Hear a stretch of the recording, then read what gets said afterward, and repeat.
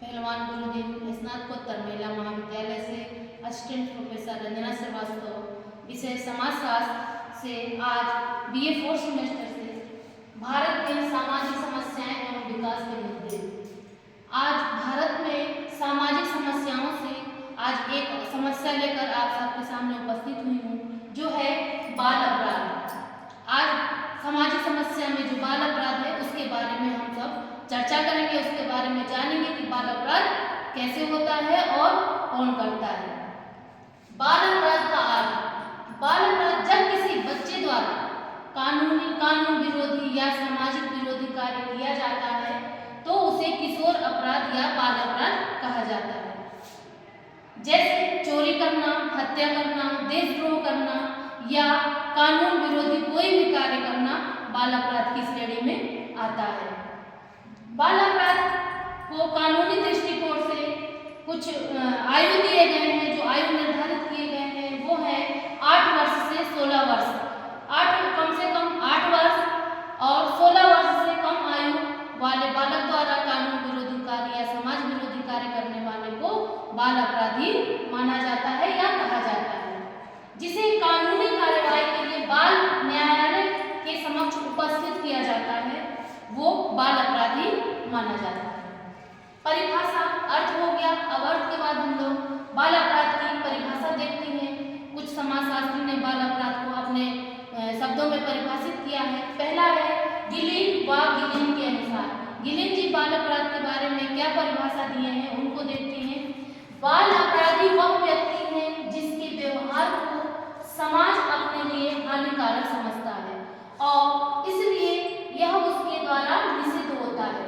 बाल अपराधी वह व्यक्ति माना जाता है जो समाज के लिए, समाज में रहने वाले व्यक्तियों के लिए घातक हो, हानिकारक हो, उसे समाज विरोधी कार्य करने वाले व्यक्ति को बाल अपराधी माना जाता है। दूसरा है स्पेन के अनुसार। स्पेन जी ने अपने शब्दों में क्या कहा है? बाल अपराध एक नाबालिग का असामाजिक व्यवहार है। बाल अपराध एक नाबालिग बच्चे का जो कि 8 वर्ष का है उसके द्वारा किया गया असामाजिक कार्य जो समाज के हितकर में नहीं होता है। असामाजिक व्यवहार है जिसकी आयु 18 वर्ष से कम मानी जाती है। वह एक बृहद समाज में लोगों के सामान्य हित का उल्लंघन करता है, वह बाल अपराधी कहलाता है। सर्वप्रथम बाल न्यायालय आंदोलन संयुक्त राष्ट्र एवं कनाडा में प्रारंभ हुआ था। अब बाल अपराध के कारण को देखते हैं कि बाल अपराध के कारण कौन कौन से हैं। तो पहला है व्यक्तिगत कारण, दूसरा है मादक पदार्थों के दुरुपयोग के कारण। मादक पदार्थ, आजकल छोटे छोटे बच्चे नशा करने लगे हैं, गुटखा खाने लगे हैं, तो गुटखा खाना भी, नशा करना भी, शराब पीना भी ये समाज विरोधी ही कार्य होता है। तीसरा है सामाजिक कारण। चौथा पारिवारिक कारण।